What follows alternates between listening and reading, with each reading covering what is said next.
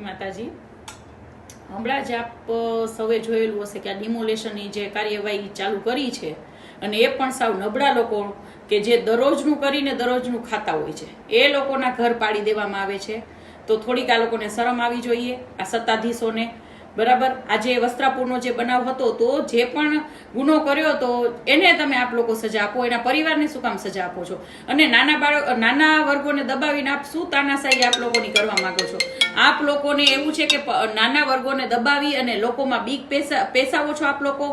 જરાય નહીં, પબ્લિક સજાગ થઈ ગઈ છે. અને ખાસ કરીને ડિમોલેશન તો સાગઠિયાના ઘર ઉપર ફેરવવું જોઈએ, જેમાં કેટલા બધા લોકો મૃત્યુ પામ્યા, એવા તો કેટલા બધા નામ છે. અને જે હર્ષસંઘવીએ 50 લોકોનું જે લિસ્ટ ગુંડાઓનું બહાર પાડવાનું કહ્યું છે ને, એમાં લગભગ મોસ્ટ ઓફ તો 30 ગુંડાઓ તો બીજેપી પાર્ટીના જ નીકળશે. તો જે કેમ ભાઈ, ઘણા બધા એવા નામ છે કે જેને ઘણી બધી જમીનોના કૌભાંડમાં જેના નામ ખુલ્યા હતા, પણ બીજેપી પાર્ટી સાથે બિલોંગ કરવાથી એના નામ છાવરી લેવામાં આવે છે. શું કામ ભાઈ? અને ખાસ કરીને ગુજરાતમાં ખુલ્લે આમ દારૂ વેચાય છે, તો એ બુટલેગરોને આપ લોકોએ પકડ્યા, એની ઉપર કાયદેસર કાર્યવાહી કરી.